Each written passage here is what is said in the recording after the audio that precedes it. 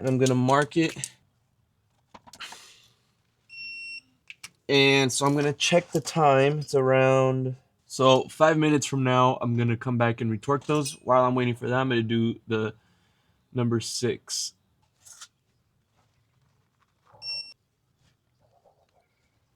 Now while I wait, I'm going to clean up my area because it's kind of dirty.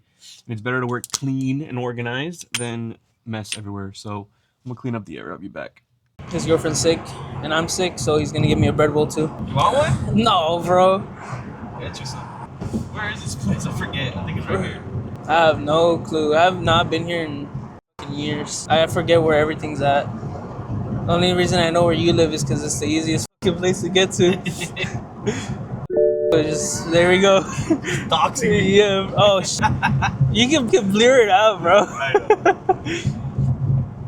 But yeah, if you guys want the David's address, let me know in the comments. I'll drop it right now. I'm gonna wake up to all these BMWs outside waiting to get fixed. Bro, for us. Oh my god. I need to cut my hair. We gotta go. That's me texting. We don't condone texting driving over here.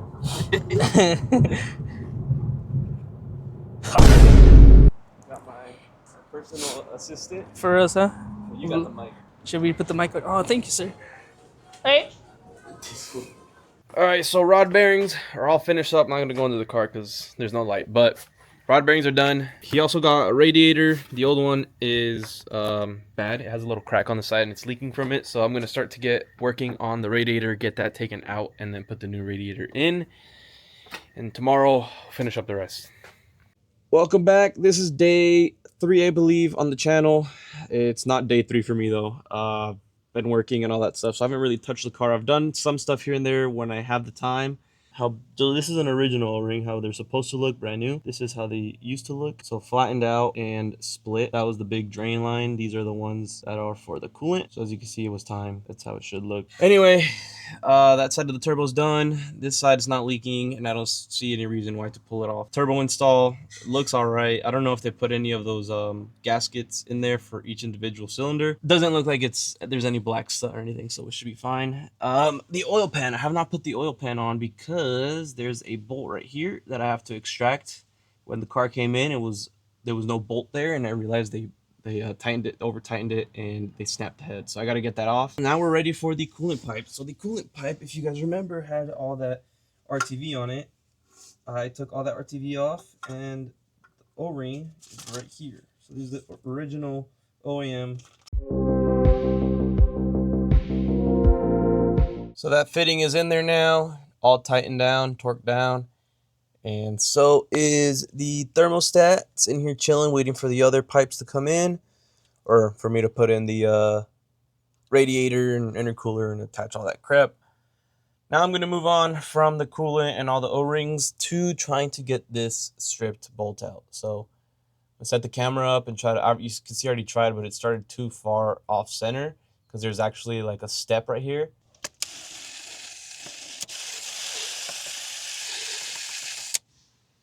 The bolt actually came out a lot easier than I thought.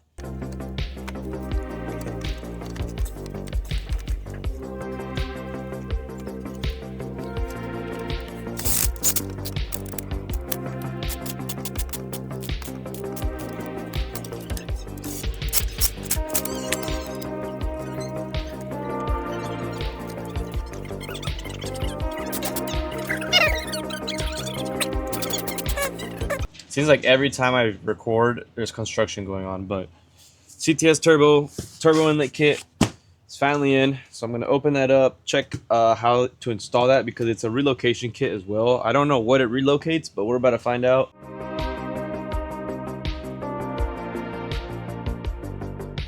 All right, so the power steering pump used to be here. The relocation kit adds this bracket and it connects your power steering pump or power steering fluid reservoir on this side. I had to drill out the inner diameter of the bolt holes on these two for the alternator because they were too short. They were too small. So I had to open them up to allow these bolts to go in. And then that just relocates with the hardware that they provide. That sits on there and it opens this up to have the coolant reservoir And I believe the vacuum tanks also sit here, but I'll double check that.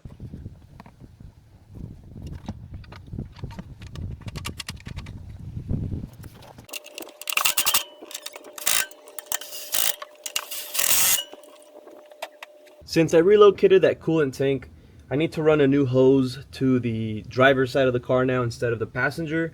This is the hose that connects to the bottom of that reservoir tank. It just goes up and loops around and sits right above your passenger side fender. I need to replace it with this hose here and run it all the way over there. So I'm gonna use a Dremel. I don't know if you can see that tip on it, but it's got like a little flat part.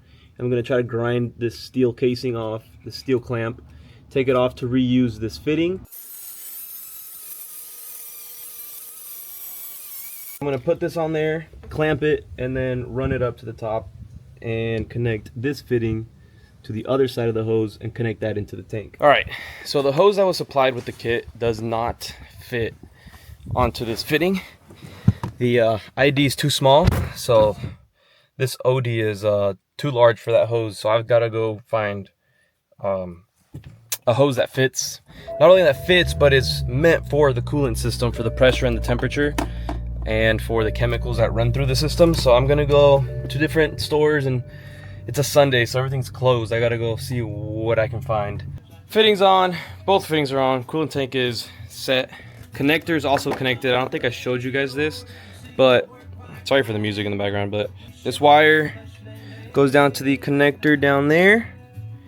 That's the coolant. That's the coolant there. That's everything that you gotta connect on these tanks. And the wire just goes down all the way to the end on this side. It's not cleaned up yet. I still have to zip tie and all that, but that just connects here. This is where that connector would have connected to the tank, but when it sat here, but it doesn't sit here anymore. So now that the coolant tank is done, intakes are done, I'd like this one to come up a little bit higher, but I can't really get it to do that for some reason. I'll try messing with it more. I gotta relocate the vacuum tank, so that's gonna be next up. Okay, well, that was interesting.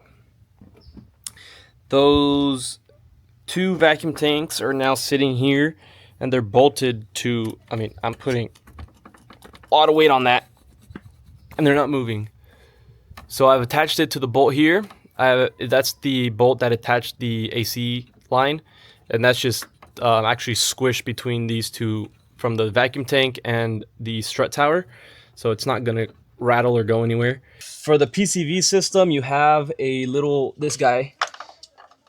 So this guy is a heater for the PCV system if you live in cold climates. Obviously, I don't live in cold climates. So that got deleted, and now we have this PCV, the new PCV hose that runs to the intake down there. I was going to do 290, so a 90 there, put a 90 there, and run it straight down. But if I cut this tube and add the 90, it will not fit, and it will not stay. See, it's too short. So instead, I'm just gonna run it something like that for the meantime while he decides what he wants to do with it.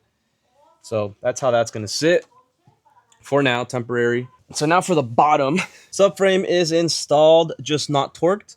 That's next is attaching these upper lower control arms. When you install these, they have preload on them, so do not tighten them while they're on the car and lifted. You have to tighten them with the weight of the car on them because that rubber piece is preloaded. So all right, so I pulled the coil packs, and let me get a flashlight in here. It's completely, ignore the dog, it's completely full of oil. So these are the plugs that came out. Number 1 is on the left, number 6 is on the right.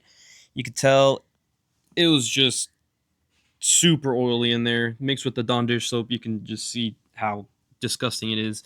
But 1 through 4 were over torqued, 5 and 6 were under torqued. Hopefully no Dawn dish soap got in there. I'm going to leave the suspension undone because I want to actually start the motor.